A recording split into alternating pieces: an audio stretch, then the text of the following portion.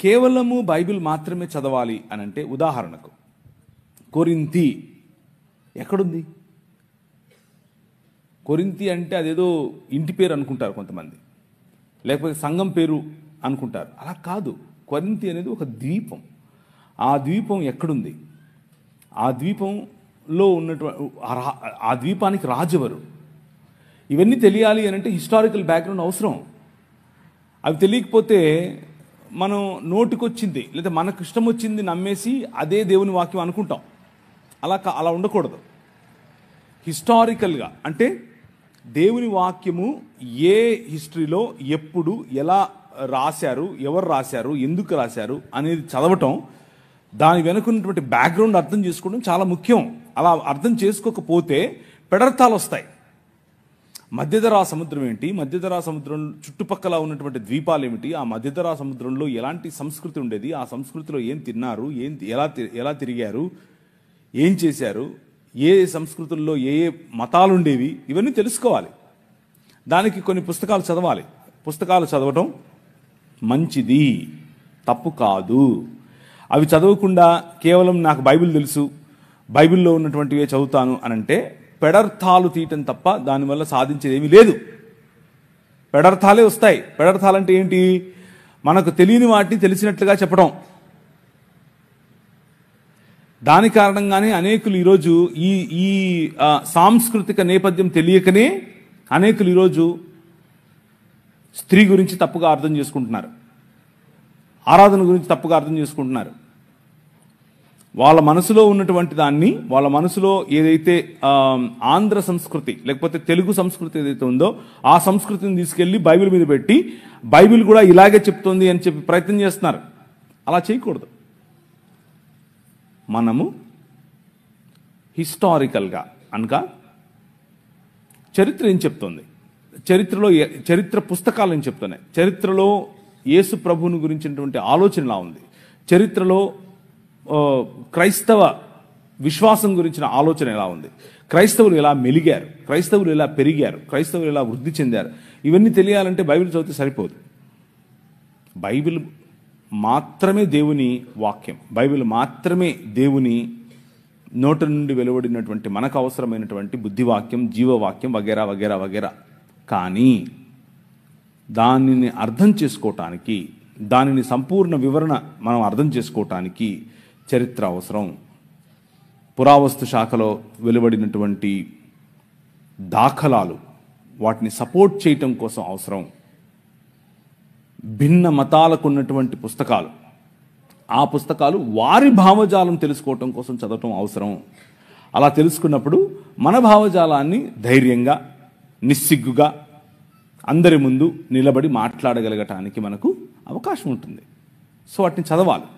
చదవకపోవడం తప్పు, చదవడం తప్పు కాదు, చదవకపోవటమే తప్పు.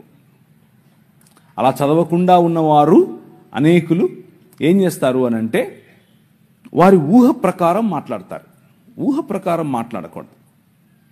నిన్న మీరు చూశారు, నేను ప్రజెంట్ చేసిన ప్రతిదానికి ఒక రెఫరెన్స్ ఉంది. వారి పుస్తకం ఏం చెప్తోంది, వారి పుస్తకంలో ఉన్న రెఫరెన్స్లు ఇచ్చి మరీ మాట్లాడాను. మనం ఎప్పుడైనా సరే, ఎవరితో మాట్లాడినా సరే ఆధారం లేకుండా ఎప్పుడు మాట్లాడకూడదు. ఆధారం లేకుండా ఎప్పుడు మనం పేలకూడదు. అలా పేలడం వల్ల మనకు మాత్రమే కాదు, మనం నమ్ముతున్నటువంటి విశ్వాసానికి కూడా మనము ద్రోహం చేసిన వాళ్ళం అవుతాం. అలా చేయకూడదు. మనం చదవాలి. అయితే ఎందుకు ఇలాంటి స్టేట్మెంట్స్ కొంతమంది ఇస్తారు అని అంటే, ఫెవికోల్ పూసుకొని ఒక సీటు మీద కూర్చోవటానికి ఇబ్బంది, లేవటానికి ఇబ్బంది. అది మెయిన్ సమస్య. మతం అనే ముసుగులో ఉంటారు. మాకిదంతా ఎందుకు అన్నటువంటి ఆలోచనలో ఉంటారు. అలా ఉండటం వల్ల కొద్ది రోజులు మీకు పనికొస్తుంది.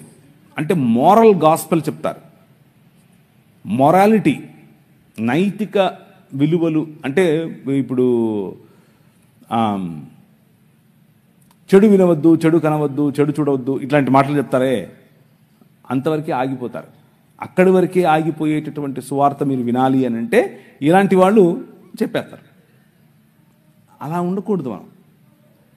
బైబిల్ అనేది లేదా బైబిల్లో ఉన్నటువంటి సందేశం మారల్ గాస్పెల్ కాదు. ఇది సృష్టికి సంబంధించినటువంటి సువార్త. సృష్టి యావత్తును ప్రభు అయిన యేసుక్రీస్తు ఏ విధంగా విడిపిస్తున్నాడో ఆ ప్రణాళికకు సంబంధించినటువంటి సువార్త. అది తెలుసుకోవాలి అని అంటే అన్ని రకాల పుస్తకాలు చదవాలి. చదవటం తప్పు కాదు, చదవకపోవటమే తప్పు. చదవకపోవడం వల్ల పెడర్థాలు తీస్తాము. బైబిల్ సంస్కృతిలో మన సొంత సంస్కృతిని, మన సొంత భాషను, ఉదాహరణకు కొన్ని సంవత్సరాల క్రితం తెలుగు రాష్ట్రాల్లో గ్రీకులో ఇలా ఉంది, హిబ్రూలో ఇలా ఉంది అని చెప్తే ప్రజలు నవ్వేవాళ్ళు. ఏంటి ఎప్పుడు చూసినా కానీ గ్రీక్ వెళ్తాడేంటి అనుకునేవాళ్ళు. కానీ వెళ్ళాలి, మనం వెళ్ళాలి, గ్రీకు వెళ్ళాలి, హిబ్రూకి వెళ్ళాలి. అలాంటి భాషలు అనగా ఒరిజినల్ లాంగ్వేజెస్లో ఏమైతే రాసిందో వాటిని తీసుకుని చదివి అర్థం చేసుకుని చెప్పగలగాలి. అలా చెప్పగలిగినప్పుడే మనం ఆథెంటిసిటీ అంటే మనం చెప్పే మాటలు నిజముగా బలము కలిగినవి అన్నటువంటి సందేశాన్ని మనం ఇస్తున్నాం. ఎందుకు అనంటే ఆదిమ హిబ్రూ, ఆదిమ కొయిని గ్రీకు భాషలో మాట్లాడినటువంటి మాటలను ఆ సంస్కృతిలోనే అర్థం చేసుకోవటానికి రాశారు. వాటిని అర్థం చేసుకోవాలి. సో భాషలు, సంస్కృతి, కట్టడలు, వారి జీవన విధానం ఇవన్నీ తెలుసుకోవాలంటే పుస్తకాలు చదువుకోకుండా ఎలా? థియాలజీ చదువుకోకుండా ఎలా? థియాలజీ అనంటే నా ఉద్దేశంలో థియాలజీ చదవాలి, థియాలజీ చదవకూడదు అంటే కొన్ని విషయాలు మీకు గుర్తు చేయాలి. నా ఉద్దేశంలో ఏసీటీసీ, ఏసీఎన్, బీబీసీ ఇలాంటి కాలేజెస్కు వెళ్ళి చదివితేనే థియాలజీ చదివినట్లు కాదు. కొంతమందికి కాలేజీ వెళ్ళే అవకాశం ఉండదు, కొంతమందికి ఆ ఫీజులు కట్టేంత స్తోమత ఉండదు, కొంతమందికి అంత సమయం వెచ్చించే స్తోమత ఉండదు. కానీ థియాలజీ చదవచ్చు. ఎలా చదవచ్చు? అనేక ఉపకరణాలు ఇప్పుడు మనకు అందుబాటులో ఉన్నాయి, అనేకమైనవి. వాటిని తీసుకోవాలి. డిస్టెన్స్ లెర్నింగ్, అలాగే ఆన్లైన్లో ఉన్నటువంటి అనేకమైన మాధ్యమాలు, వాటిని తీసుకోవాలి, చదవాలి. చదివినప్పుడు అవతలి వ్యక్తి యొక్క అవగాహన మనకు తెలుస్తుంది. బైబిల్ అవగాహనకు అవతలి వ్యక్తి యొక్క అవగాహనకు మధ్య ఉన్న వ్యత్యాసం, తేడా మనకు తెలుస్తుంది. తేడా తెలిసినప్పుడు మాట్లాడగలం. తేడా తెలిసినప్పుడు మీ ఉద్దేశాలను సజావుగా అందరికీ అర్థమయ్యే విధంగా పంచుకోవటానికి అవకాశం ఉంటుంది. అలా పంచుకోకుండా నేను పట్టిన కుందేలుకు 3 కాళ్ళు అన్న విధానంలో మనం వెళితే అది మనకు అలాగే సంఘానికి మంచిది కాదు. సో మనం తప్పకుండా చదవాలి. మనం తప్పకుండా వేరు రకాలైనటువంటి పుస్తకాలు, వేరు రకాలైనటువంటి అధ్యయనాలు చేయాలి. అలా చేయటం మంచిది. ఇంకేదైనా